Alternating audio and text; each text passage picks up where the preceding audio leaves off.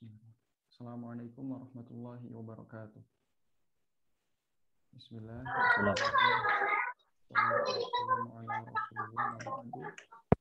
Alhamdulillah, puji syukur kita panjatkan kepada Allah Subhanahu wa taala karena atas berkat rahmat dan karunia-Nya lah kita dapat diberi berbagai macam salam yang dapat kita curahkan kepada Nabi Muhammad SAW, keluarga, sahabat, dan seluruh umatnya hingga akhir zaman nanti. Amin. Alhamdulillah kita bertemu kembali di sore hari ini dalam pertemuan ketiga dalam dars Manzumah Haqqaniyah yang akan diampu oleh Al-Ustaz Habib Fatur Rahman Arif Fatur. Alhamdulillah beliau telah hadir.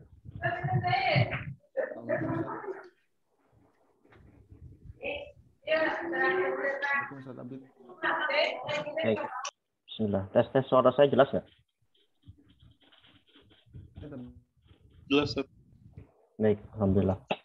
Baik, ini saya insya Allah sudah ganti pakai HP. Jadi semoga tidak putus tengah jalan sebagaimana 2 hari lalu. Baik, bismillah, saya akan mulai. Bismillahirrahmanirrahim. Assalamualaikum warahmatullahi wabarakatuh. Alhamdulillahirabbil alamin. Alhamdulillahi wassalatu wassalamu ala rasulillahi nabiyil Muhammad wa ala alihi wa sahbihi wa man tabi'ahum bi ihsanin ila yaumiddin. Allahumma anfa'na bima 'allamtana wa 'allimna bima yanfa'una wa zidna ilma ya rabbal alamin. Ikhwah dan akhwat sekalian, bismillah kita bisa berikan kesempatan oleh Allah Subhanahu wa taala untuk bersama-sama kembali berkumpul di salah satu majelisnya walaupun dengan media online. Semoga semua wasilah yang kita gunakan untuk menuntut ilmu mendapat ganjaran dari sisi Allah Subhanahu wa taala. Baik, kita akan mulai. 2 hari yang lalu ya kita sudah membahas dari muqaddimah terkait muqaddimah dari An-Nadhim rahimahullah tentang adab bagaimana para pembelajar Al-Qur'an secara khususnya dia harus meluruskan niat, menjaga dari sikap takabur, menjaga sikap untuk terus istiqamah kepada Allah, tawadhu ya. Lalu juga kita sudah membahas tentang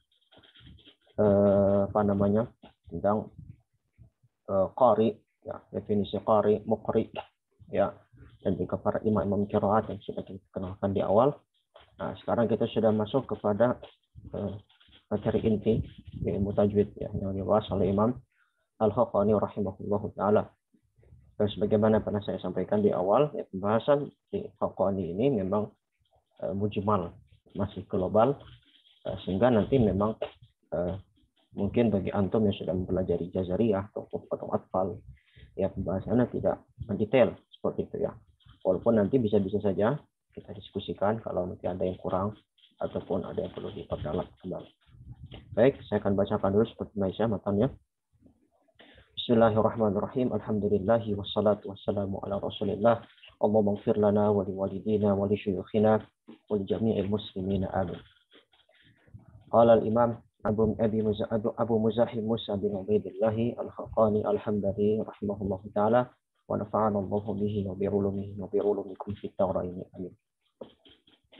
Fadhul hifdhi mu'tin lil hurufi huquqaha idza rattala al-Qur'ana aw kana dha hadri wa tartiluna al-Qur'ana afdalu lilladhi umirna bihi min mukfina fihi wal fikri.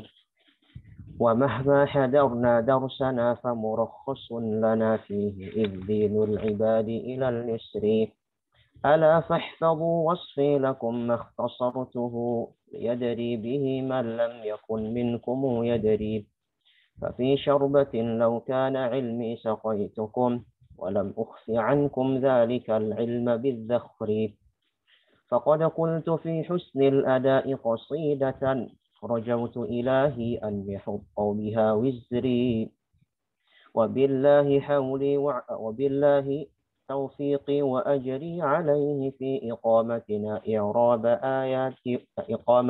أبيات إعرابه الزفري ومن يقم القرآن كالقدح فليكن مطيعا لأمر الله في السر والجهر ألعلم أخي أن الفصاحة زينت تلاوة تال أدمن الدرس للذكر إذا ما تلا التالي أرق لسانه وأذهب بالإدمان عنه أدى الصدر فأول علم الذكر إتقان حفظه ومعرفة باللحن من فيك إذا يجري أو إذ يجري فكن عارفا باللحن كيما تزيله وما للذي لا يعرف اللحن من عذري.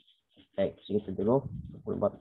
Baik, sekarang kita akan bahas tentang muqaddimah dari pembahasan tajwid, yaitu tentang tingkatan bacaan Al-Quran atau maratibut tilawah. Maratibut tilawah atau tingkatan bacaan Al-Quran. Lalu juga kita akan bahas tentang aqsamul lahan, pembagian lahan. Ya, bagaimana kriteria lahan, lalu bagaimana hukumnya dalam membaca Al-Quran dengan lahan-lahan yang ada, dan bagaimana contoh-contoh lahan yang dimaksud. Lalu kalau mencukupi, ya nanti ada di bait ke-23 itu tentang itqanu hifdhihi, memantapkan hafalan Al-Quran. Di sini Imam Al-Haqqani di dalam syarah Imam Ad-Dani, syarah Haqqani, beliau menyampaikan ada 4 tingkatan para penghafal Al-Quran.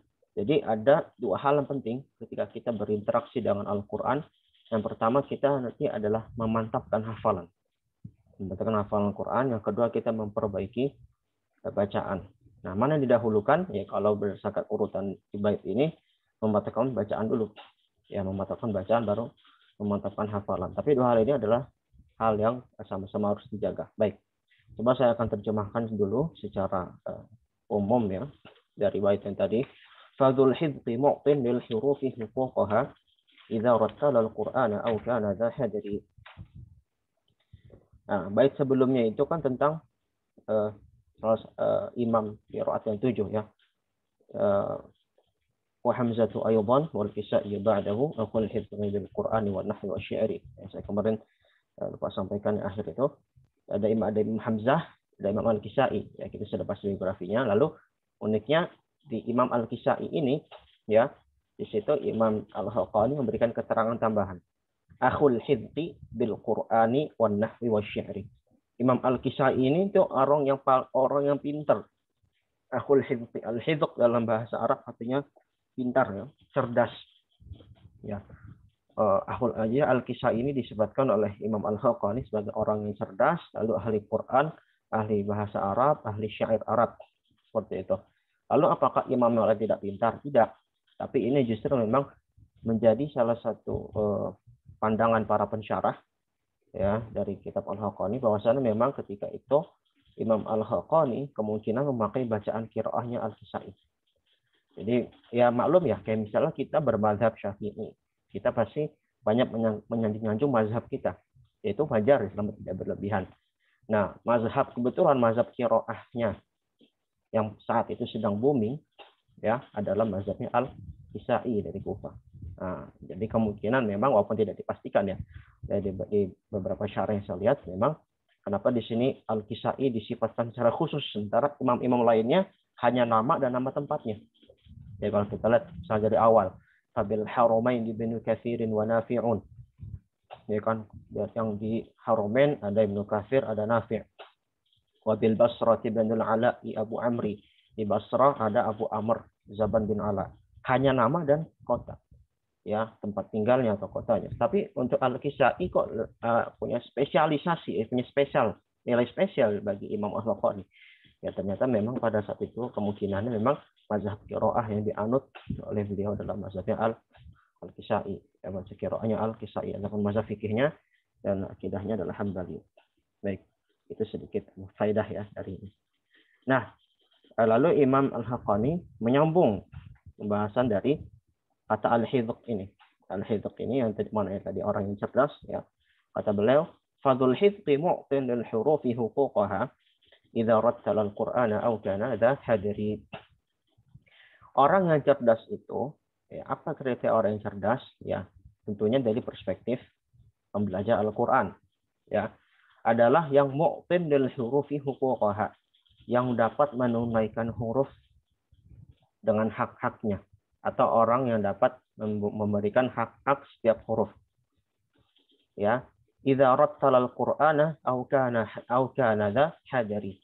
Baik dia membaca secara tartil atau membaca secara hadr. Nanti kita akan bahas.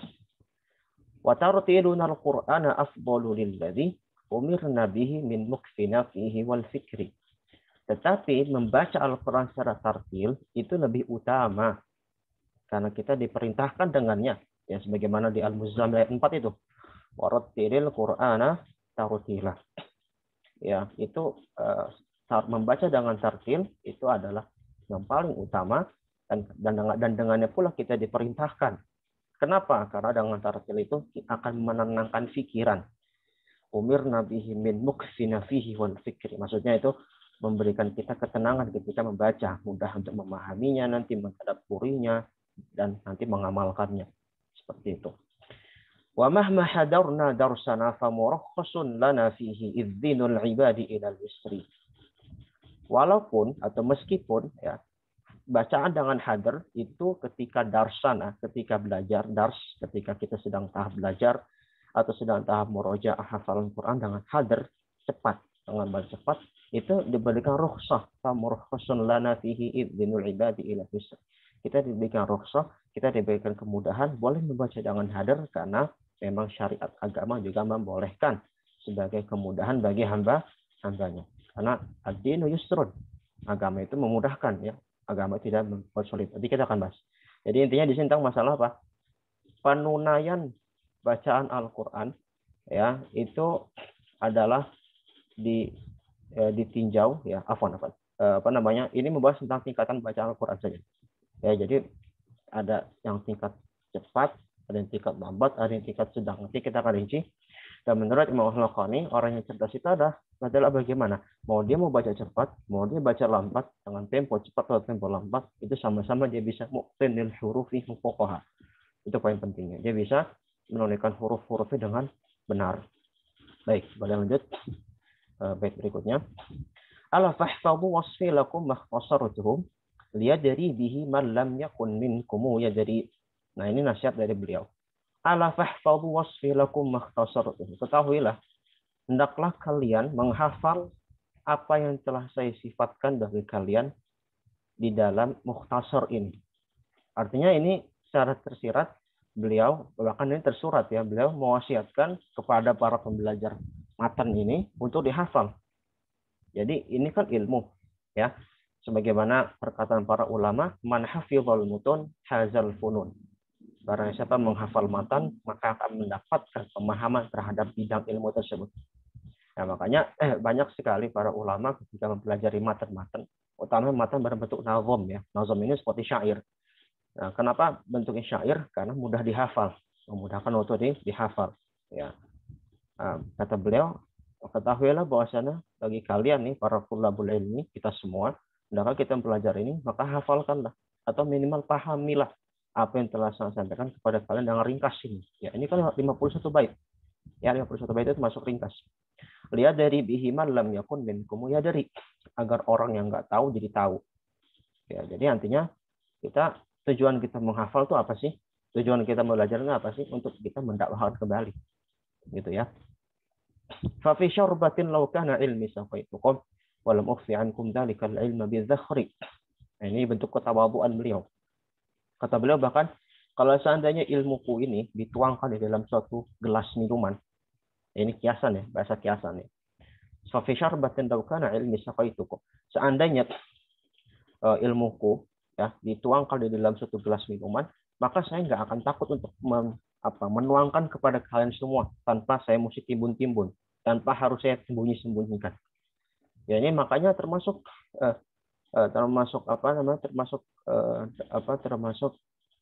kebaikan yang kita dianjurkan adalah kita menyebarkan ilmu yang kita miliki. Ya, jadi sedikit apapun ilmu yang kita miliki maka sampaikan. Ya, sebagaimana perkataan Rasulullah, balighu anni walau ayah, sampaikan dariku walaupun satu ayat. Ya, menyampaikan itu tidak harus mengisi daurah ya. Kita misalnya ingin dakwah kepada orang, mendakwahkan misalnya ngajarin tahsin saja, ngajarin mengucapin huruf ain dengan benar saja, ngajarin hukum idgham dengan benar saja, itu sudah dakwah. Ya, itu sudah ilmu. Ya. Jadi jangan sesekali kita meremehkan ilmu.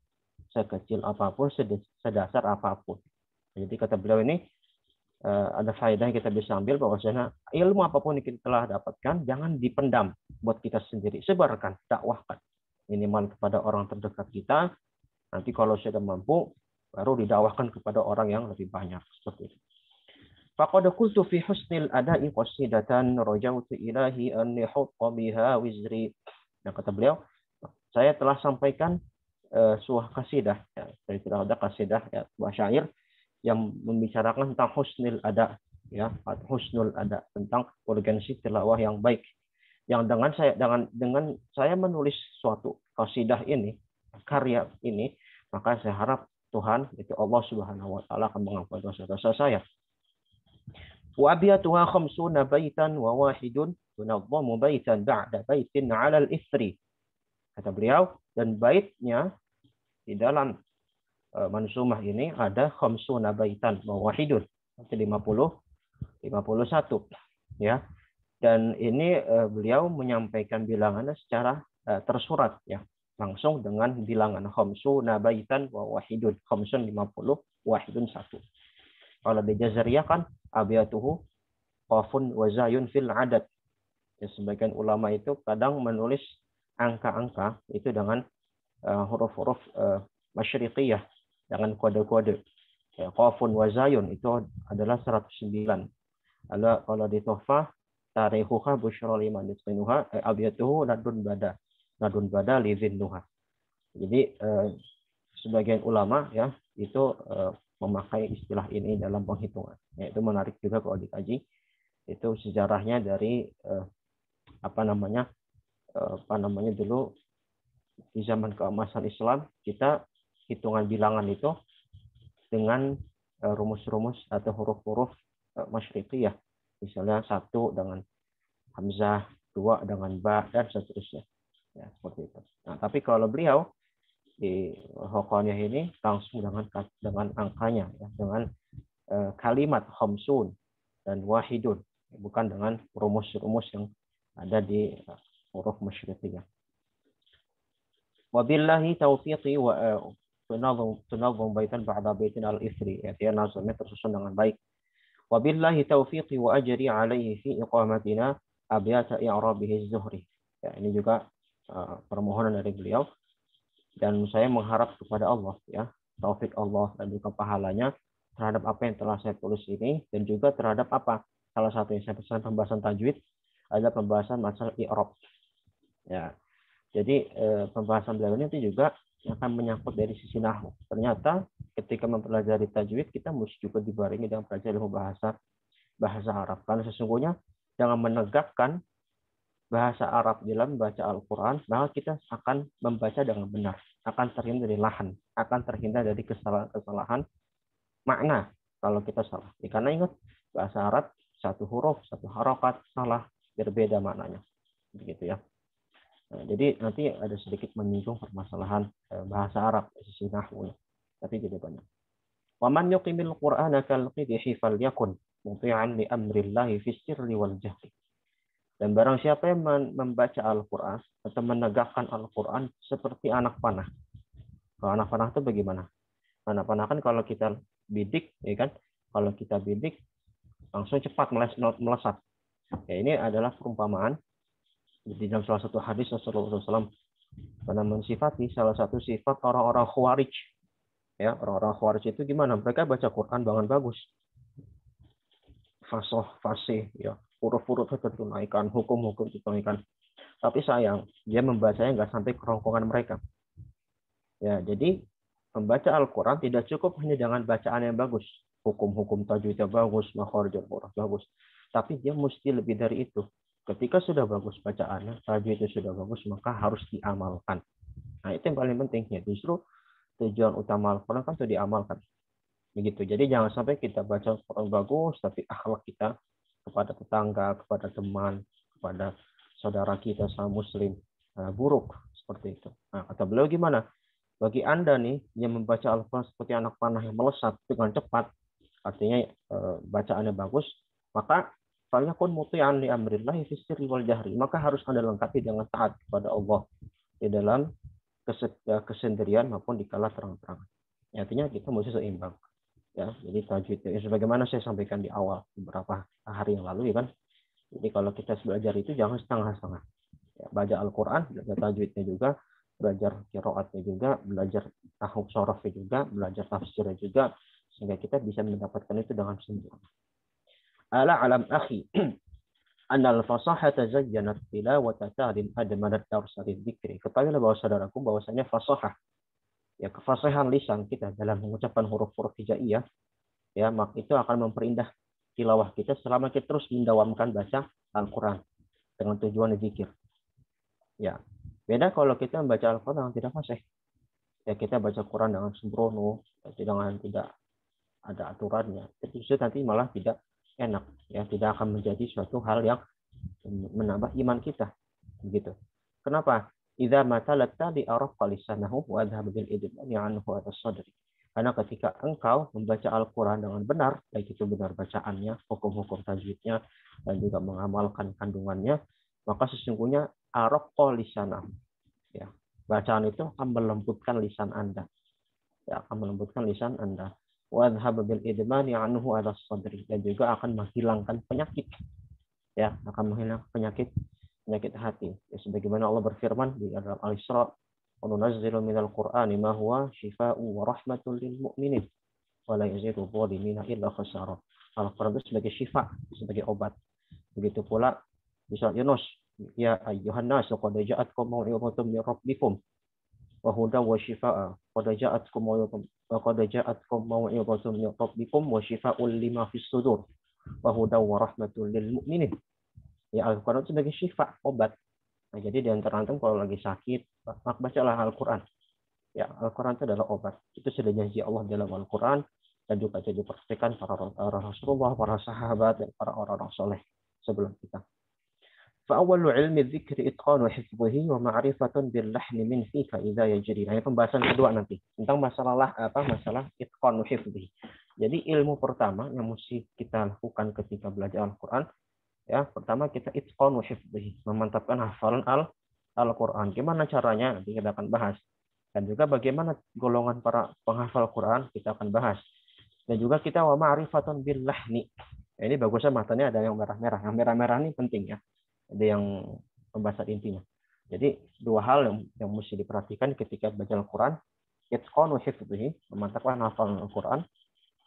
Artinya kita menghafal Al-Quran, ya, dan juga kita mengenal lahan.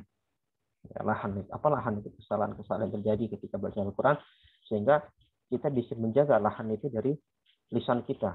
Ya, fakun arifan billah ni kaimatuzilahu wa malil ladzi la ya'riful lahna min udri. Maka jadilah Anda orang yang tahu, arif atau yang mengetahui tentang lahan, agar Anda tidak jatuh pada lahan. Ya, karena tidak ada uzur nih. Ya, tidak ada uzur bagi kita nih. Ya, wa malil ladzi la ya'riful lahna min udri. Karena orang yang enggak tahu lahan nanti, orang yang sengaja nggak mengetahui hukum tentang lahan, maka nanti akan nggak dapat uzur. Begitu. Beda kalau nanti ada orang-orang yang memang sama sekali dia susah mendapat pengajaran Al-Quran, sebagaimana kita bahas kemarin ya, yang golongan yang ketiga menurut Imam Al-Ghazali, musiun ma'zurun. Jadi orang yang salah tapi dimaafkan. Apa? Karena dia tinggal di daerah terpencil, nggak ada guru Al-Quran, susah, tapi dia berusaha cari, maka dia, walaupun dia itu pada lahan-lahan, maka dia masih bisa dimaafkan. Baik, nah sekarang kita ke PPT, kita akan perjelas perinciannya.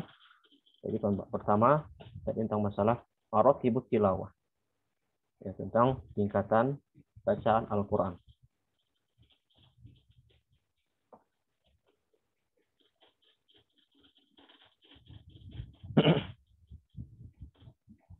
Kita langsung ke ini, Ismail.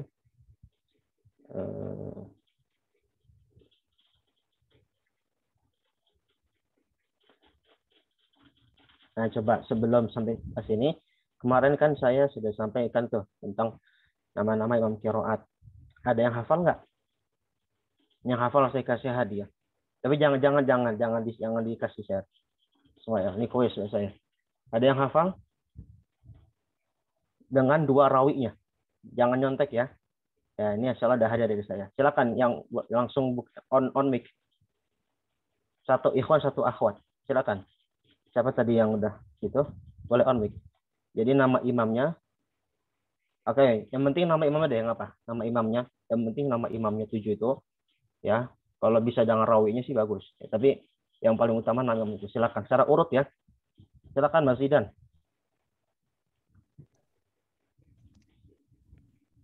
Assalamualaikum Syekh. Salam ahlan. Gimana Sama gimana? perawinya Pak Imam Kirwan aja, Coba Ustaz. imam dulu aja. Coba para imam. Tapi urut kalau bisa ya. Bismillah. Imam Nafi' Al-Madini, Imam Ibnu Katsir Al-Madani. Al-Makki, Al-Madani. Al-Madani, Imam Ibnu Katsir Al-Makki, Imam Abu Amir Al-Basri, Imam Ibnu Amir Al-Asyamsi, Imam Asyamsi matahari dong. Asyam. iya Syam, lalu Hamzah Al-Kufi. Sebelum Hamzah. Sebelumnya bentar. Ini Asim Al-Kufi, Imam Hamzah Al-Kufi, Imam Kisai Al-Kufi. Hamzah dulu, Asim, Hamzah baru. Diulang coba. Asim Al-Kufi, Imam Hamzah Al-Kufi, dan Imam Al-Kisai Al-Kufi. Ahlan, Masya Allah, bagus. Bisa nggak nama-nama rawinya? Ingat nggak? Paling semua ini Ustaz, ya, Imam Nafi' Qalun sama Wars, sama Imam Al-Kisai Syu'bah sama Hafs. Oke, boleh. Oke, bagus. Selalu tetap dapat dari saya. Berarti Ikhwan satu lagi saya kasih kesempatan siapa? Melengkapi nama rawi. Melengkapi nama rawinya. Yang belum. Berarti tadi kan yang udah Nafi sama Asim ya. Berarti nama rawi yang Ibnu Katsir, Abu Amr, Ibnu Amir, Hamzah dan Kisai. Siapa yang bisa? Jadi nanti hadiahnya 2 nih, dibagi 2 nanti. Yang Ikhwan ada? Oke, kalau enggak, ahlan, Ustaz Hafiz nih. Tafadhal Ustaz Hafiz. Coba rawinya. Kalau imamnya nggak usah lagi. Mana? Tadi angkat tangan tuh, Ustaz Hafiz. Bismillah. Assalamualaikum Syekh. Ahlan, Ustaz Hafiz. Ahlan. Tafadhal. Langsung aja ke nama rawinya yang belum tadi. Gak usah ada ininya, imamnya. Ya boleh nama imamnya.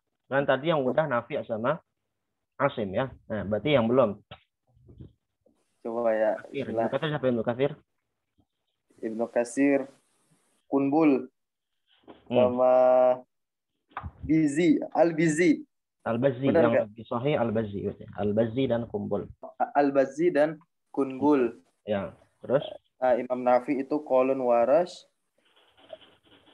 Imam Abdullah bin Ibnu Amir itu ada Az-Zakwan sama Hisham. Ibnu Zakwan. Ibnu Zakwan sama Hisham. Imam Asyim itu ada Syu'bah sama Hafs. Syu'bah Hafs.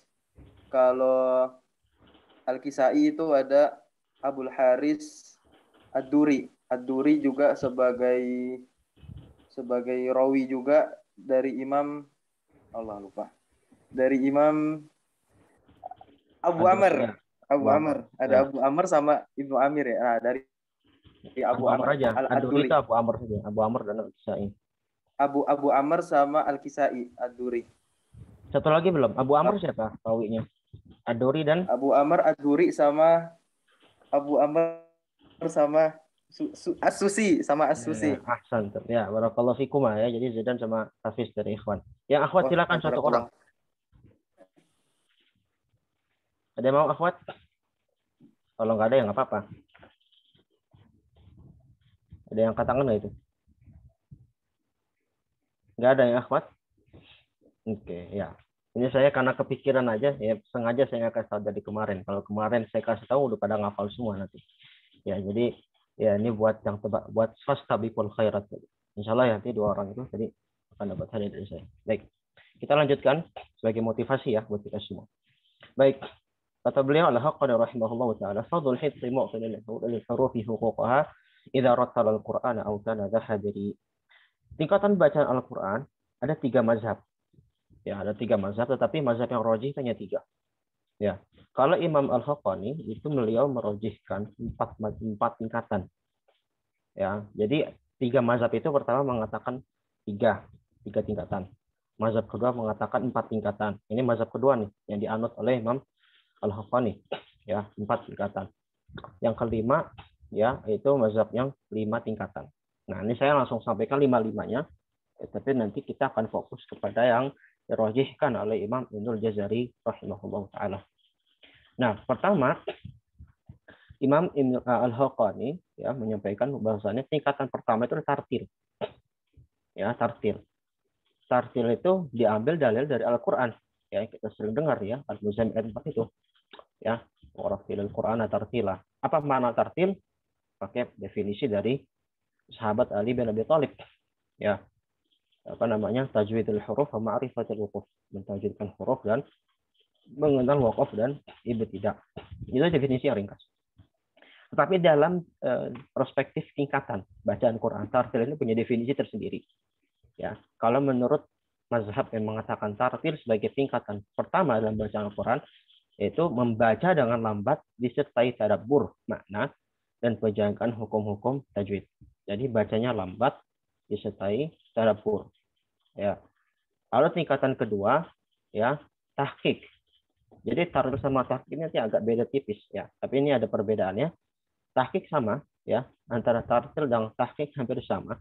Dengan lambat disertai tadabbur ya, tapi ya, ada tapinya dalam rangka pengajaran.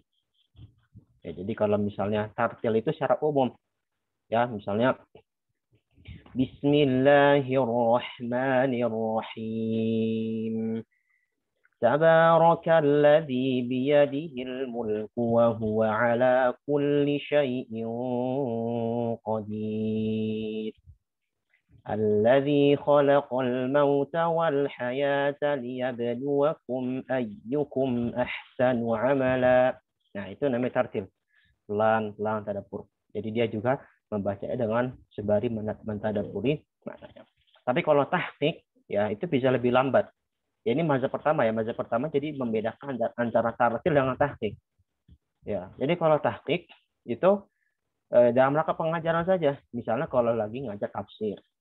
Ya, kalau ngajar tafsir kan nggak mungkin kita baca cepat-cepat. Ya, misalnya ketika seorang ustadz mengajar tafsir, pasti akan misalnya membaca satu ayat. Misalnya tabarakalladzi biyadihil mulk. Ya, pasti akan dipotong tuh. Satu ayat juga tidak full dibaca. Apa arti tabarak? Apa arti alladzi? Dan seterusnya. Dibaca dengan pelan. Ya, itu pendapat mazhab pertama. Jadi tartil sama tahqiq perbedaan dari segi metode. Sama-sama pelan, ya, tetapi beda dalam metode. Kalau tartil secara umum, ya baik itu dalam sholat ya atau di luar sholat, tapi tidak dalam rangka pengajaran. Tapi kalau tahqiq dalam rangka pengajaran. Lalu ada tingkatan yang berikutnya hadr. Ya, kalau hadr membaca dengan kadar cepat disertai penjagaan hukum-hukum tajwid dalam rangka murojaah. Nah, hadr ini ya bacanya lebih cepat ya, dan juga apa tujuan baca cepat ya dalam rangka murojaah atau memang dalam rangka kalau misalnya di sholat jamaah ya secara khusus misalnya sholat yang panjang, sholat tarawih segala macam ya, maka itu baca dengan hadr. Dan ini dari tempo ya, tempo itu terkadang memang sifatnya fleksibel ya. Jadi kalau tadi misalnya saya baca seperti tadi, bagi sebagian orang mungkin masih terhitung cepat, tapi itu standar umumnya seperti itu. Kalau yang tadi saya baca itu yang standar tartil ya. Kalau hadr kan lebih cepat lagi. Tabarakalladzi biyadihil mulku wa huwa ala kulli syai'in qadir. Alladzi khalaqal mauta wal hayata liyabluwakum ayyukum ahsanu amala. Tapi ingat, semuanya itu harus disertai dengan mura'atu ahkamit tajwid. Perhatikan hukum-hukum tajwid. Ada kalau misalnya kita lihat para imam Mekah Madinah, kita tarawih baca sejuz, 2 juz semalam. Alhamdulillahi rabbil alamin, arrahmanir rahim, maliki yaumiddin, iyyaka na'budu wa iyyaka nasta'in, ihdinas siratal mustaqim. Ya. Jadi terkadang mat adat disukunnya itu cuma dibaca 2 terus juga diwasal-wasal. Nah, itu ciri-ciri hadr. Jadi bacanya cepat ya. Memang tujuannya untuk murojaah ya, atau mungkin dalam rangka sholat yang panjang-panjang mengejar target itu diperbolehkan. Tingkatan yang berikutnya tadwir. Ya. Membaca dengan kadar pertengahan. Ya, antara lambat dan cepat. Ya, disertai penjagaan hukum-hukum tajwid. Tadwir itu berarti nggak terlalu lambat, nggak terlalu cepat. Ya. Dan ini biasanya paling sering digunakan Kalau lagi baca biasa, ya baca biasa, di tilawah biasa, atau mungkin dalam rangka imam mengimami sholat, ya dalam rangka sholat jamaah, tapi bukan sholat yang bacaannya panjang, ya maka itu dibaca dengan tadwir. Alhamdulillahi Rabbil Alamin, Ar-Rahmanir Rahim, Maliki Yaumiddin, Iyyaka na'budu wa iyyaka nasta'in, dan seterusnya. Itu namanya tadwir. Nah, kita fokus ke 4 ini dulu, ya. Menurut kalau Imam Al-Haqqani memilih dengan 4 tingkatan ini. Ya, dia mengatakan juga, bahkan beliau mengatakan cuma 3, tartil, hadar, dan tadwir. Tetapi ketika melalui penelitian Imam Ibnu Jazari, sejatinya tartil ini bukan tingkatan bacaan Al-Quran. Tartil ini justru mencakup tahqiq, hadar, dan tadwir. Jadi istilah tartil ini sebagai judul utama tartil. Jadi baca Al-Quran itu kalau pakai dalil Al-Muzammil ayat 4, ya, warattilil Qur'ana tartila, itu perintah utamanya kita baca dengan tartil. Gimana cara baca tartil? Dengan tahqiq, dengan hadar, dengan tadwir. Nah, begitu ya. Jadi itu yang juga dirajihkan ya oleh kebanyakan ulama teknik qiraah yang datang setelah Imam Al-Haqqani. Ya, seperti Imam Syatibi, Imam Al-Jazari utamanya sebagai tokoh utama dalam ilmu tajwid ini, sehingga ya, yang dirajihkan itu tidak ada perbedaan antara tartil dengan tahqiq. Jadi tahqiq itu pula bisa dikatakan di pengajaran maupun di luar pengajaran. Yang penting bacanya pelan. Ya, pelan dalam rangka tadabbur, atau memang dalam rangka tidak mengejar target bacaan tertentu, maka dinamakan tahqiq. Seperti itu. Lalu yang terakhir, zamzamah. Nah, ini mungkin sebagian kita baru dengar. Ini ada istilah juga, ada namanya zamzamah. Zamzamah itu kita membaca dengan hadar cepat. Jadi dia sebenarnya sama kayak hadar, ya. Cuman bunyi suaranya lirih. Ya, kita contoh seperti ini, contoh.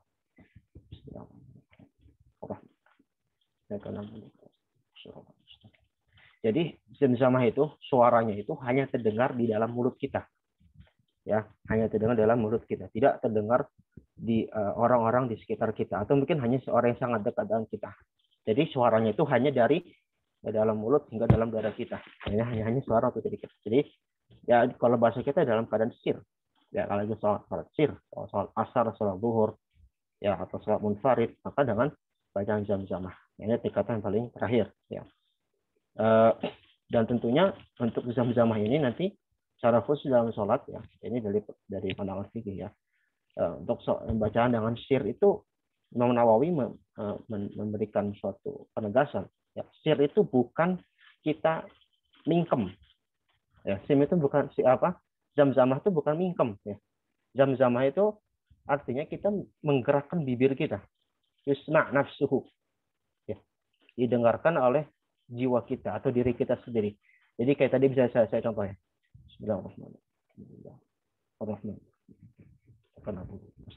Itu saya sendiri mendengar bacaan saya seperti itu. Nah, itu bacaan sir. Jadi bacaan sir itu bukan misalnya kalau lagi sholat, Allahu Akbar. Nggak ada gerakan bibir sama sekali. Itu namanya bukan bacaan sir dan bukan bacaan zamzamah. Bukan termasuk marotibut tilawah juga. Ya, jadi seberendah-rendahnya marotibut tilawah itu zamzamah itu tetap gerakan bibir terlihat seperti itu. Nah, jadi itu kesimpulannya ada 5 tingkatan secara umum dari 3 mazhab yang utama, ya, di dalam di dalam marotibut tilawah, tapi yang dirajihkan hanya 3, ya. Jadi zamzamah itu masuk ke hadar. Ya, kalau kita pakai Mujazari, zamzamah ini masuk ke hadar, begitu. Nah, yang nggak boleh gimana? Ada namanya hadromah. Jadi bacanya baca kalang kabut. Bismillahirrahmanirrahim. Alhamdulillahirrahmanirrahim. Ar-Rahmanirrahim. Al-Qamitin. Ya kamu dosain. Ini satu mustaqim. Nggak ada hukum-hukum tajwidnya, hurufnya nggak jelas. Kayak baca Quran begitu ya. Ya, jadi saya pernah dengar ada orang seperti itu ngajar baca Quran dengan cepat, murojaah cepat. Nah, ini mesti diperhatikan jangan sampai kita namanya ada hadromah. Jadi kitab At-Tibyan Imam Nawawi memperingatkan jangan sampai kita baca hadromah. Membaca cepat tetapi hukum tajwidnya juga kalang kabut. Nah, itu tidak diperbolehkan. Jadi intinya semua tingkatan ini diperbolehkan semuanya asalkan kita memurok atau ahkam tajwid, memperhatikan hukum-hukum tajwid. Nah, untuk hadar itu kata beliau, kata kita Imam Al-Haqqani apa? Wa mahma hadarna darsana famurahhasun lana fihi idzinul ibadi ila yusri. Jadi kata beliau, hadar ini memang adalah rukhsah yang diberikan kepada kita ya karena memang diperbolehkan. Ya kalau kita nggak boleh hadar agak susah. Ya, dan ini salah satu kemudahan agama Islam ya, di mana umat Islam memberikan kemudahan bagi hamba bagi umatnya, ya apapun itu. Karena kalau misalnya kita murojaah saja tidak dengan hadar, harus dengan tahqiq, maka akan sulit ya, akan sulit kita bisa menghatamkan Al-Quran sebanyak-banyaknya. Kita lihat bagaimana para ulama terdahulu bisa menghatamkan Quran berkali-kali. Imam Syafi'i hatam Quran 60 kali dalam Ramadan. Umar bin Khattab hatam Al-Quran di luar ataupun di luar Ramadan ataupun di dalam Ramadan itu 4 kali dalam sehari. 2 kali di pagi hari, 2 kali di siang hari. Sebagaimana di At-Tibyan dijelaskan. Banyak para sahabat yang khatam Quran lebih dari sekali. Dan itu bacanya pasti bukan dengan tahqiq, sangat yakin saya. Tidak dengan tahqiq, tidak dengan tadwir. Pasti dengan hadar. Pasti dengan hadar, seperti itu. Ya, atau minimal zam-zam. Jadi memang diperbolehkan. Seperti itu. Yang penting menjaga hukum-hukum itu. Baik, selanjutnya. Ismail.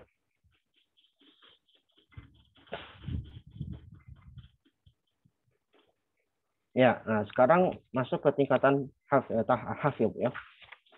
Tadi tentang masalah hadar ya, lalu hadar, tahqiq, tadwir ya, tingkatan maratib tilawah sudah disampaikan semua. Dan sekarang kita agak loncat dikit kepada yang fa'awwalu ilmi dzikri itqanu hifdhihi wa ma'rifatun billahni min fika idza yajri. Ya, jadi salah satu hal yang mesti diperhatikan di dalam mempelajari ilmu Al-Qur'an itu adalah kita pertama itqanu hifdhihi, memantapkan hafalan Al-Qur'an. Yang kedua adalah kita ma'rifatun billah, mengenal lahan-lahan. Oke. Nah, sebelumnya kita mengenal dulu apa itu hafidh ya. Apa itu hafidh ya, dan siapa saja memang mendapat kriteria hafidh ya, seperti itu. Nah, hafidh itu kalau sekarang kan minimal hafal 30 juz sudah dibilang hafidh. Ya, padahal dalam literatur ulama zaman dahulu hafidh itu lebih luas.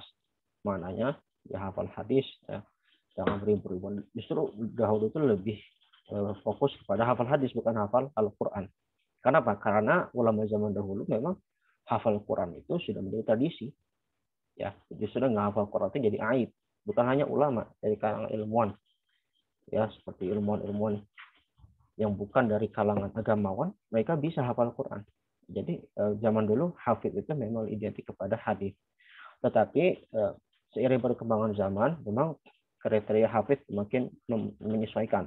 Ya, karena semakin sedikit orang yang mungkin belajar ilmu syar'i, apalagi fokus pada ilmu hadis, maka bergeserlah mana hafidh itu kepada yang menghafal Quran. Nah, tetapi dibuat kriteria.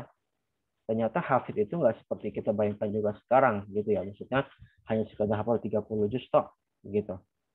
Tapi apa? Ya, pertama, ini menurut pandangan Imam Abu Amr Ad-Dani. Lagi-lagi saya kutip dari beliau. Jadi kalau teman-teman yang pengen tahu syarah lebih lengkap itu dari syarahnya Al-Haqqani. Ya, syarah Al-Haqqani, syarah Ad-Dani ya. Tapi sayangnya memang syarah ini belum dicetak gitu ya. Saya lihat beberapa teman kawan di Mesir nanya, nggak ada ya, belum ada yang jual cetaknya. Jadi masih ada yang PDF dan PDF pun juga. Saya sendiri lebih nyaman baca yang cetak gitu ya. Tapi PDF ya karena darurat ya sudah baca PDF. Ini bagus syarah beliau. Di situ beliau banyak menjelaskan sekali tentang faedah-faedah yang banyak. Salah satunya ini, ya, tingkatan para hafidh Al-Quran. Pertama, kata beliau, kata Ad-Dani, ya, sebentar. Pertama, hafidh itu yang paling pertama al-imam al-hafidh. Al-imam al-hafidh. Jadi dia adalah penghafal Quran yang memang sudah diimamkan. Bagaimana kriterianya? Kriterianya adalah dia fasih dalam hafalan dan bacaan.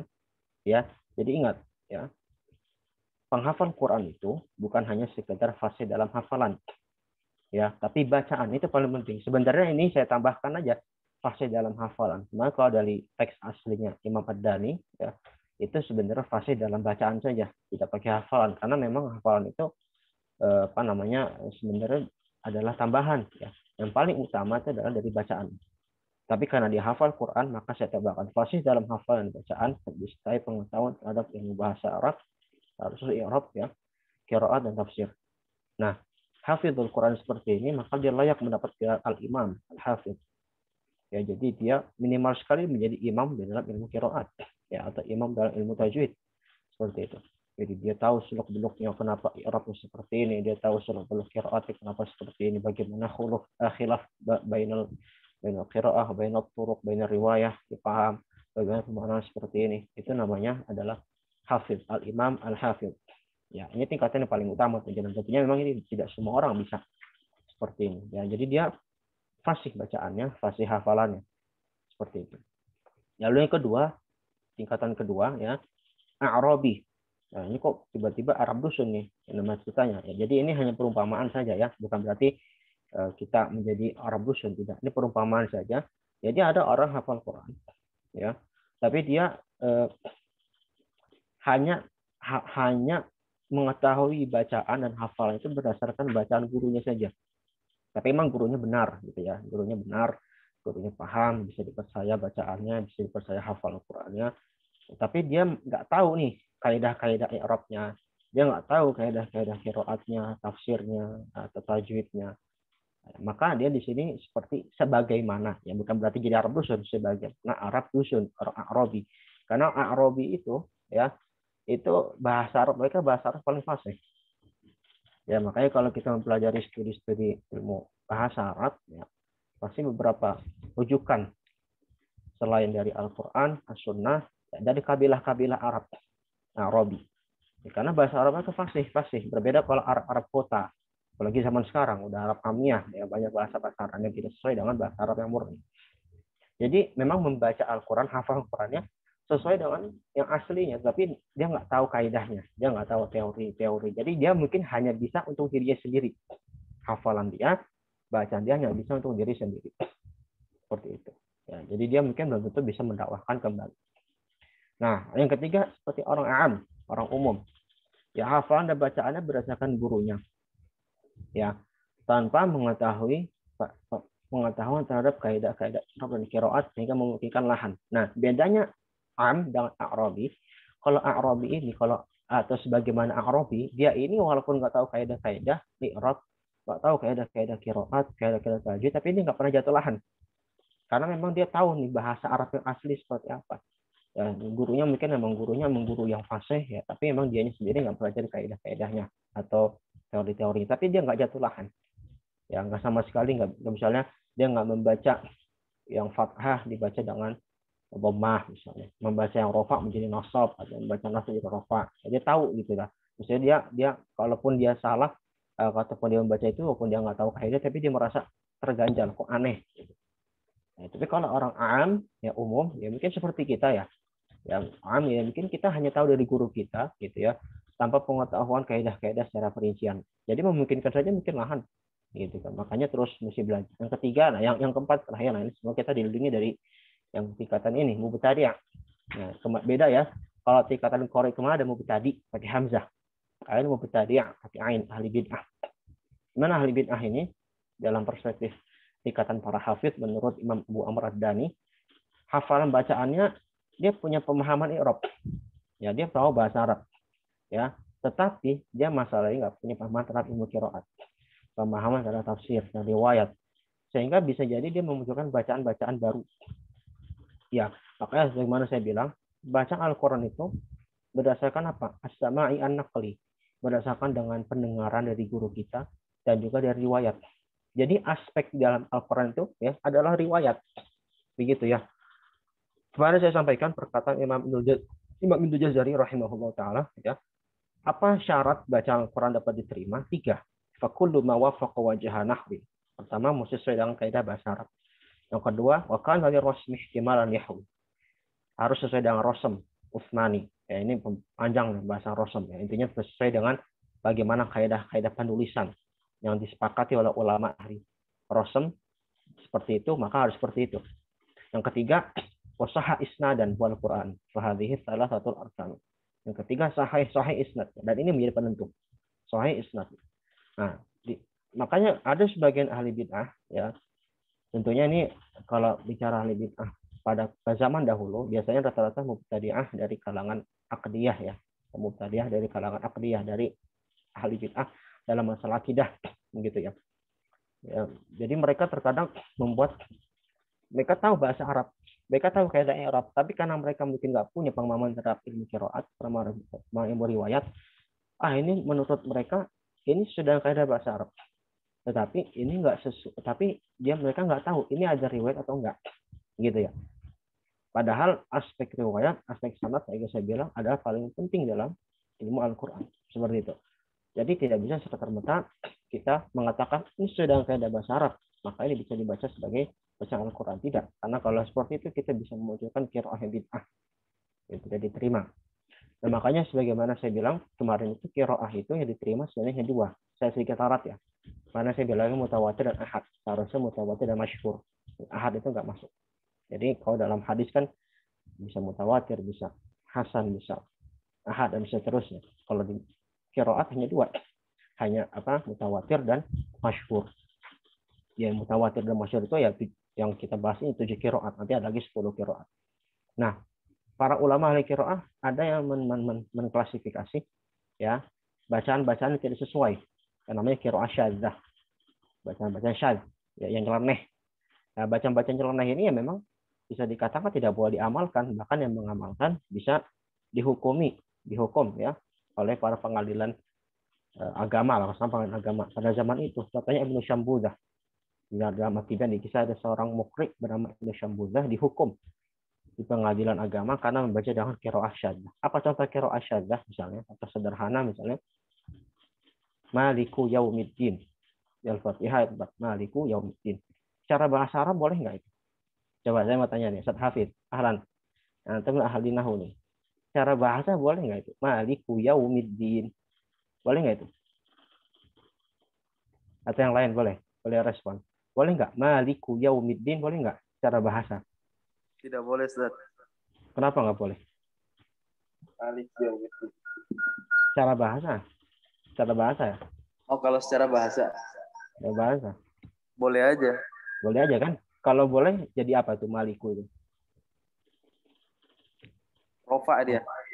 Rofa. Jadi mubtada kan? Jadi mubtada. Kedudukannya sebagai mudhof, ya kan? Yaumiddin jadi mudhof ilaih. Secara bahasa boleh. Gitu kan? Tapi selama ini kita baca Maliki Yaumiddin. Kenapa Maliki ini? Karena dia badal ya. Betul ya, sahih ya. Badal majrur ya, mengikuti lafaz Allah sebelumnya. Bismillahirrahmanirrahim. Alhamdulillahirabbil alamin terus. Ya, badal. Cara bahasa boleh-boleh kita otak-atik Maliku Yaumiddin, bahkan Ar-Rahmanur Rahim boleh. Tapi ada nggak riwayat? Nggak ada. Ya, nggak ada riwayat yang mensahihkan sanad atau bacaan seperti itu. Nah, kalau kita baca seperti itu masuk qiraah syadzah, dan bahkan bisa kategori bid'ah juga kalau kita legalkan seperti itu. Makanya syadzah saja sudah dihukum, ya sudah tidak diperkenankan. Bahkan Imam Nawawi dalam At-Tibyan jelas, barang siapa membaca dengan qiraah syadzah, ya maka nggak sah salat. Gitu. Itu nanti itu dalam kajian ilmu qiraat bisa lebih dibahas. Intinya kita baca Quran itu sudah sesuai dengan apa yang dosa baik kita. Misalnya baca hafs ya udah baca saja sesuai dengan ada di mushaf kita. Alhamdulillah kita sekarang ini karena zaman periwayatan Al-Quran itu sebenarnya sudah selesai. Ya, maksudnya kodifikasinya sudah selesai. Sekarang ini kita tinggal menjaga silsilahnya saja sebagaimana hadis gitu kan. Sudah selesai. Jadi kita sebenarnya nggak perlu repot. Tinggal kita cari guru yang punya sanad atau cari guru yang paham dengan itu sehingga kita nggak memunculkan bacaan-bacaan yang baru. Nah begitu. Jadi intinya ini ya tentang masalah para hafidh Al-Quran ya. Sehingga harapannya ketika kita menghafal Al-Quran itu kita tidak tidak terjatuh pada golongan yang salah. Seperti itu. Jadi jangan sampai bagaimana tadi saya sampaikan seperti orang-orang Khawarij misalnya. Dia hafal Quran, dia bisa bacaan bagus tapi dia malah nggak mengamalkan seperti itu. Nah, yang kedua setelah mengenal kita memantapkan hafalan Al-Quran, nah terus apakah menghafal Quran itu wajib? Ya, itu ada khilaf di kalangan para ulama. Ya. Yang disepakati para ulama itu yang wajib itu adalah kita menjaga bacaan dengan baik. Ya, husnul ada itu yang wajib. Jadi membaca dengan baik, dengan bahasa baik itu adalah husnul ada. Membaca Al-Quran yang saya tahu wallahu alam itu minimal fardu kifayah. Fardu kifayah, jadi saya fardu ain. Ya, karena penjagaan lafaz-lafaz Al-Quran, hafalan Al-Quran ini kalau tidak ada yang memulai atau tidak ada yang menjaganya, ya nanti khawatir Al-Quran akan hilang. Akan hilang sehingga nanti kalau tidak menjaganya, khawatir kita saya berdosa. Maka minimal sekali, ya, atau bahkan maksimal sekali menghafal Quran itu adalah fardu kifayah. Dan menghafal Quran itu kemudahan. Allah sudah ulang berkali-kali, 4 kali di dalam soal Qamar. Wa laqad yassarnal Qur'ana lidzikri fahal min mudzakir. Sesuai kami telah menggunakan Al-Quran untuk diadzikr, untuk diingat, untuk dihafal, untuk direnungi, untuk diambil pelajaran, untuk diamalkan. Maka ada nggak yang mengambil? Ya kita yang mengambil. Seperti itu ya. Jadi kita pertama itqan wa hifdhihi, menurut Imam Haqqani. Yang kedua, ma'rifatan billah, mengenal lahan. Nah, ini pembahasan terakhir tadi ini ya, masalah lahan dalam Al-Quran. Ya, ada dua lahan yang kita sudah ketahui bersama, tapi nanti ada perinciannya. Ada lahan jalin, ada lahan khafi. Ya, kalau istilahnya di dalam syarah Fathur Rabbani, Syekh Islam bin Islam Al-Azhari ya, beliau mengatakan ada dua, lahan jali zahir, ya, dan tambahan jali zahir, ada khafi batin. Jali zahir mana sama. Jali zahir itu lahan yang nampak nyata. Khafi batin itu lahan yang tersirat gitu ya, atau tersembunyi seperti itu. Nah, lahan jali ini gimana? Kriteria pertama, kesalahan pada kata yang merubah makna. Jadi disepakati nih untuk lahan jali zahir itu kesalahannya memang merubah makna. Ya, bagaimana kriteria merubah makna? Pertama, merubah huruf. Ya, merubah huruf misalnya contoh mudah di Al-Fatihah misalnya yang paling sering misalnya ayat kedua. Alhamdulillahi rabbil alamin. Haknya diganti ha. Alhamdulillahi rabbil alamin. Ainnya diganti hamzah. Ya, ini kita nggak usah bilang riwayat, dalam tajwidnya udah salah. Gitu ya. Dalam tajwidnya udah salah karena nggak ada. Nggak usah kita bicara qiraatnya. Dalam sisi tajwid aja ain dan hamzah. Ain dan ha saja tidak dibaca dengan hamzah dengan ha. Beda. Antara ain sama hamzah dan ha dengan ha itu beda. Dari sisi makhrajnya dan dari sifatnya. Gitu ya. Dari sisi tajwidnya udah bermasalah. Merubah huruf. Ya, lalu merubah harokat. Contohnya misalnya Shiratal ladzina an'amta 'alaihim. An'amta dibaca misalnya yang seharusnya dia an'amta ya, bomir anta yang menuju kepada Allah. Ya, anta itu kan berarti mudzakkar. Terus kita ganti dengan an'amti atau dengan ana, an'amtu. Yaitu merubah harokat. Maka termasuk lahan jali zahir. Kalau menambah dan mengurangi huruf. Ya, menambah mengurangi huruf misalnya contoh Alhamdulillahi rabbil alamin. Ini kadang-kadang kalau kita ngaji ya, coba diperhatikan sekali. Nanti akan di pembahasan berikut juga akan dirincikan. Jangan sampai kita membaca cepat. Misalnya kita membaca hadar gitu. Jangan sampai dengan hadar itu malah kita nanti banyak melakukan lahan. Ya, misalnya Bismillahirrahmanirrahim. Alhamdulillahi rabbil alamin. Rahmanirrahim. Apa yang hilang itu kira-kira? Alif lam. Ya, alhamdulillah. Saya beberapa kali pernah dengar gitu. Alhamdulillah, alif lamnya hilang. Berubah makna nggak? Nah, itu sebenarnya karena kalau dari segi kriteria, lahan jali masuk kriteria mengurangi. Karena tidak ada qiraah juga baca ada alhamdulillah.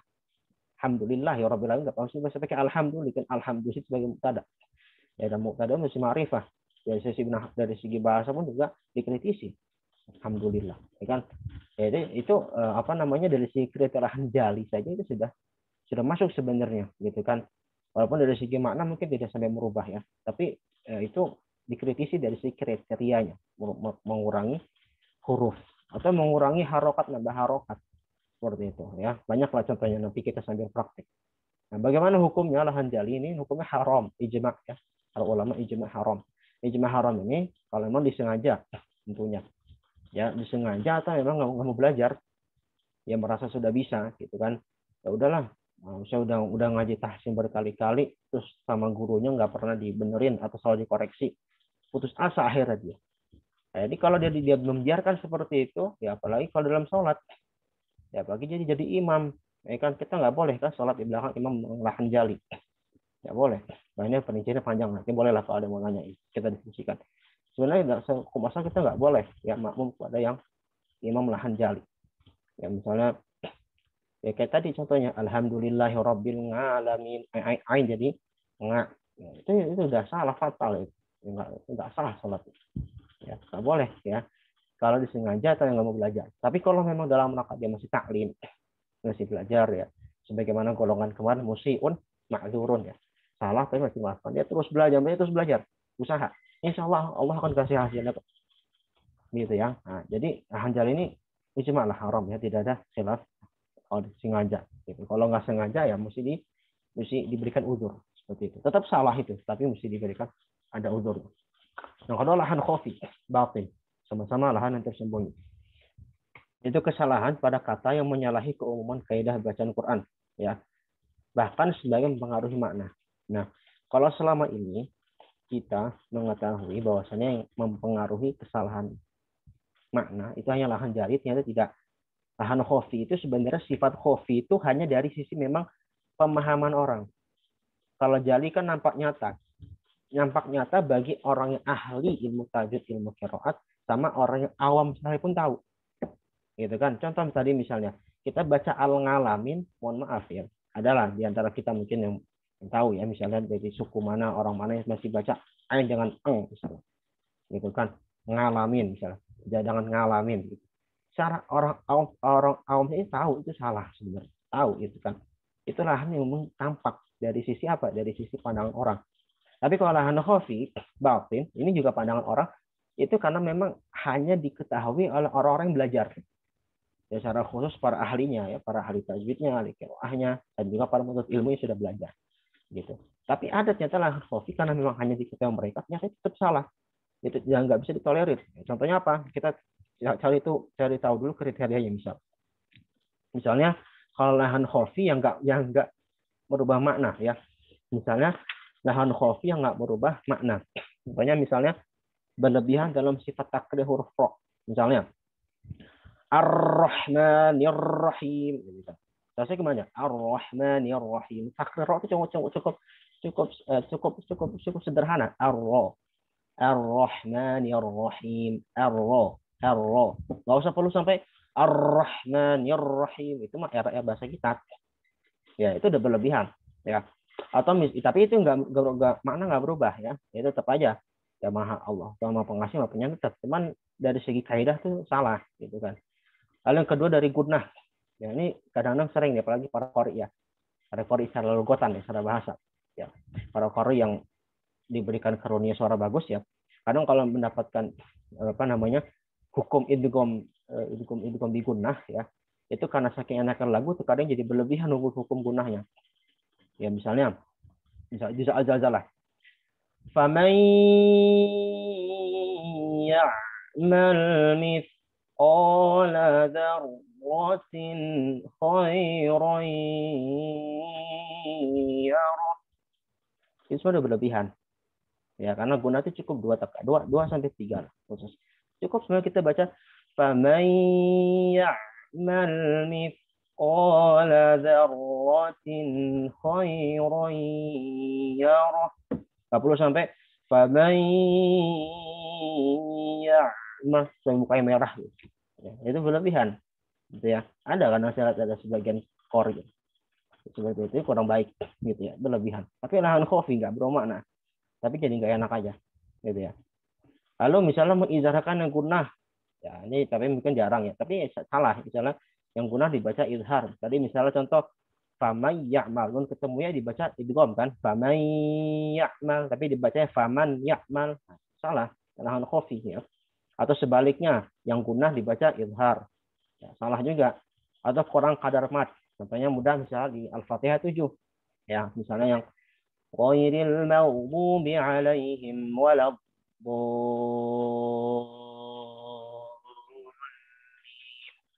itu berapa panjangnya? 6 harokat. Ya, 4 lazim, kilmi, musyabbah.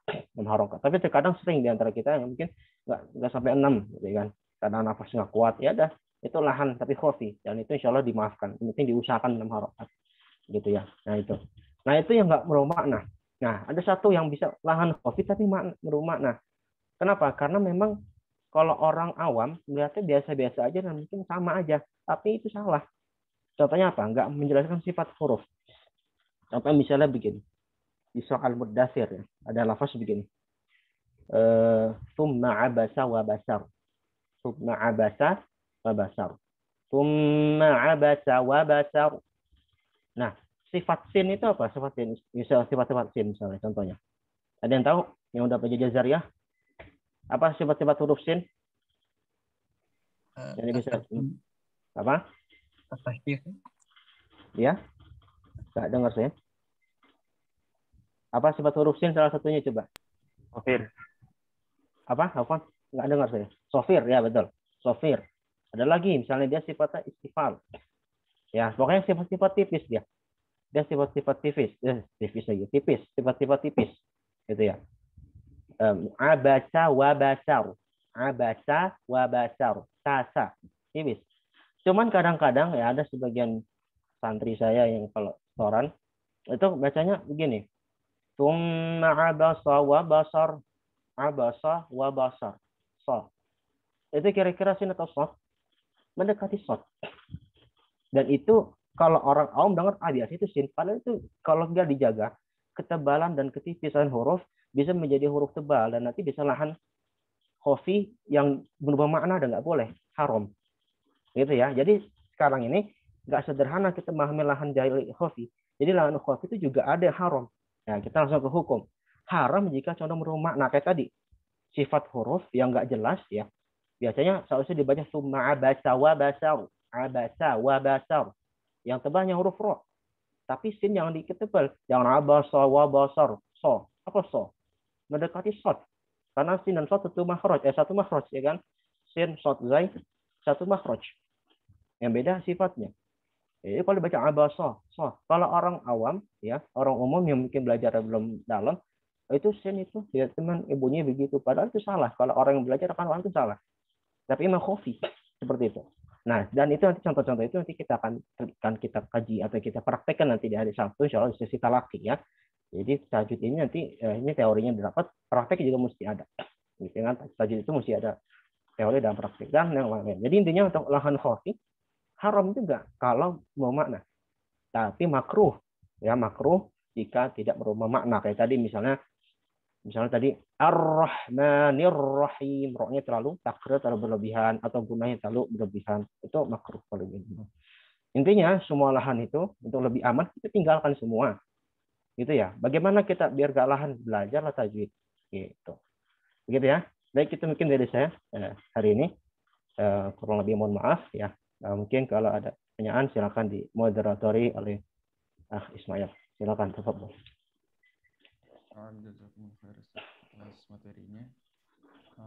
Bagi para peserta yang ingin bertanya bisa langsung. Suaranya kecil Ismail. Suaranya kecil. Bagi para peserta yang ingin bertanya bisa langsung on mic atau tuliskan pertanyaan di kolom komentar.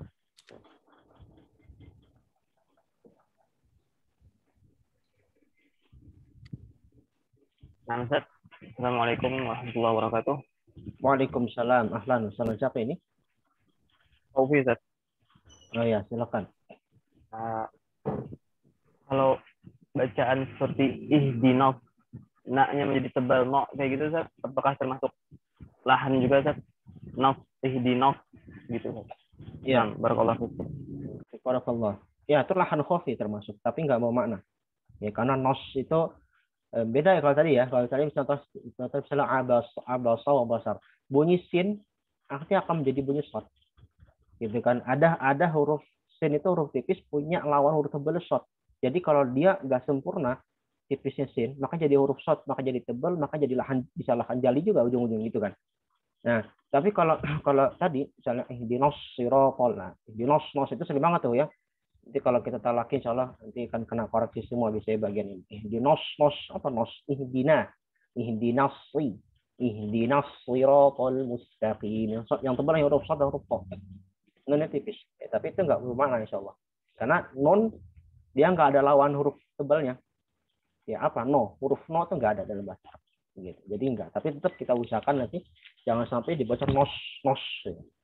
Ya, kalau saya kasih candaan dikit, ya, kalau ihdinas nasi, ente makan nasi atau nosi? Ya nasi, nonnya tipis, bukan nosi. Gitu ya. Tadi yang bertanya. Baik, ini ada chat ya kayaknya. Oke, ya baik, silakan. Dari Mas Jinuddin, izin bertanya Ustaz, bagaimana hukumnya jika masih belum sempurna bacaan pengucapan hak-hak dan sifat huruf dan makhrajul huruf? Iya, tergantung kepada orang yang bersangkutan ya. Ya, jadi kalau dia termasuk orang yang sedang berusaha belajar, nah itu. Kalau sedang berusaha belajar, maka minimal sekali kalau kita pakai tingkatannya Imam Ibnul Jazari kemarin ya, tingkatan para qari itu minimal sekali Anda adalah musiun ma'dzurun. Jadi misalnya belum sempurna huruf ain. Saya udah usaha berkali-kali ngucapin alamin, masih hamzah, atau ainnya masih gantung, masih ngangkang gitu bahasa saya. Apa kalau bahasa orang ini? Masih terlalu gitu kan. Alamin gitu kan. Tapi masih belajar ya. Dan dia terus berusaha. La yukallifullahu nafsan illa wus'aha. Berusaha dia. Maka insya Allah wa yarzuquhu min haitsu la yahtasib. Akan diberikan rezeki dari yang tidak sangka-sangka. Misalnya dia bahasa sesuatu tiba-tiba besok jadi fasik, jadi mukri. Nah, kalau dia berusaha gitu kan. Jadi selama berusaha insya Allah nggak masalah gitu ya. Ya nggak masalah seperti itu. Jadi dia terus berusaha agar tidaklah. Nah, tapi yang bermasalah itu kalau nggak belajar itu dia musiun asim. Ya, sudah salah, dosa lagi. Gitu ya, nggak mau belajar atau merasa sok tahu gitu ya. Udah salah, merasa sok tahu, ya itu yang jadi masalah. Gitu ya. Baik. Ada lagi? Ada lagi, Ustaz. Masih dari Mas Jainuddin. Untuk bacaan bertemu huruf-huruf muqatta'ah masih belum sempurna, hukumnya bagaimana, Ustaz? Ya, kalau huruf muqatta'ah, nanti insya Allah kita akan bahas di hukum mat ini ya. Muqatta'ah misalnya, contoh paling panjang di Maryam ya. Ya, ya, sod. Kalau kita bacanya kahaya aso itu salah emang. Ya. Atau misalnya alif lam baca alama atau alif lam baca alaro. Nah, itu konyol itu ya. Tapi kalau ini maksudnya apa nih kalau boleh tahu ya, Pak Jainuddin ya? Maksudnya belum sempurna itu gimana? Kalau belum sempurna matnya karena kuat napasnya nggak kuat, karena 6 harokat semua. Ya, insyaallah masih dimaafkan lah khofi itu. Gitu ya. Itu yang diusahakan. Tapi kalau masa ngucapin alif lam nggak bisa, pasti bisa ya. Mungkin belum sempurna maksudnya dari sisi matnya ya. Kalau matnya belum sempurna, insya Allah nggak masalah. Tinggal ditingkatkan. Karena nanti ada perincian yang nggak semua dibaca 6 ya. Kayak kaf, haya, ain, shot kan dibaca 6, cuman kaf, ain sama shotnya. Ha sama ya-nya beda 2 harokat aja mas tabiin. Gitu ya. Ada lagi? Ada lagi, Ustaz, dari Mas Gio. Ustaz izin bertanya, apakah jika ingin talaki 30 juz, riwayat tertentu harus hafal 30 juz terlebih dahulu? Talakinya apa dulu? Kalau talaki tahsin ya nggak harus hafal. Ya talaki itu ada 2, talaki tahsin sama talaki sanad. Kalau talaki tahsin ya nggak harus hafal 30 juz. Masa antum mau tahsin harus hafal 30 juz pada kabur semua. Nggak ada jamaahnya begitu kan. Tapi kalau talaki sanad, nah itu memang bahkan sebagian bahasa ulama mensyaratkan hafal Quran 30 juz. Nah, saya juga alhamdulillah mengambil sanad Quran misalnya. Saya juga hafal dulu 30 juz. Ya, kenapa? Karena sebagai penjagaan Al-Quran yang memang dari zaman ke zaman itu dibaca dengan hafalan. Rasulullah dari Jibril, Rasulullah kepada sahabat kepada para ulama, terus dengan hafalan. Walaupun nanti Imam As-Suyuti di dalam Al-Itqan fi Ulumil Quran itu beliau nggak mensyaratkan hafalan untuk mengambil sanad. Memang ada sebagai ulama boleh. Jadi nanti ada juga talaki pengambilan sanad Quran 30 juz dengan bin nazar.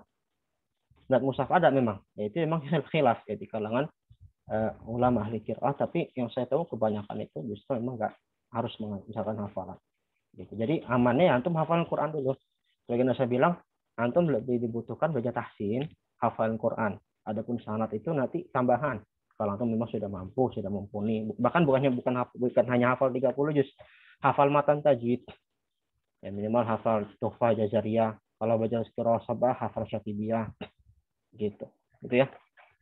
Barakallahu fikum. Ya terakhir ya mungkin ya kita udah lewat nih. Seperti biasa yang mau restoran angkat tangan, jadi ntar standby. Ada lagi terakhir ya? Ada satu lagi mungkin ini ya, terakhir Ustaz.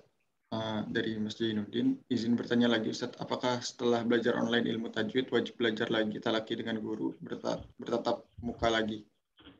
Idealnya seperti itu. Ya, idealnya seperti itu, belajar Al-Quran secara khusus, bahkan bukan hanya Quran, semua ilmu. Tapi kenapa Quran secara khusus? Karena kita talaki Quran itu kan talaki wal musyafahah. Musyafahah itu apa sih? Cara bahasa itu syafahah yusyafi. Bibir ke bibir. Jadi langsung tatap muka. Kalau online begini ya, misalnya saya sama Ismail atau sama siapa, Mas Rifki. Ya kita terbatasi layar dan kadang terkendala sinyal, kan terkendala dengan suara juga termasuk. Jadi agak terkendala. seperti itu. Nah, kalau memungkinkan ideal datang langsung gitu ya. Tapi kalau misalnya masih takut pandemi ya itu karena kita udur sekarang ya maka tidak mengapa. Yang penting terus belajar nah guru. Ya, jadi online itu wasilah sebagaimana kaidah fikih al-wasailah ahkamul maqasid. Wasilah, semua wasilah itu ada tujuannya, tergantung tujuannya masing-masing gitu ya. Jadi kalau kita pakai internet buat talaki insya Allah juga berpahala. Tapi idealnya memang ideal adalah tatap muka. Begitu baik ya. Cukup. Barakallahu fikum jami'an. Kita berdoa doa kafarah ya. Baru ntar siap-siap yang mau setoran. Subhanakallahumma wa bihamdika asyhadu an la ilaha illa anta astaghfiruka wa atubu ilaik.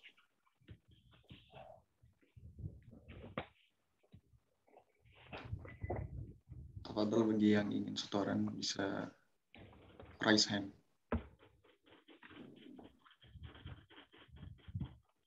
Matikan rekaman ya. Ya, silakan.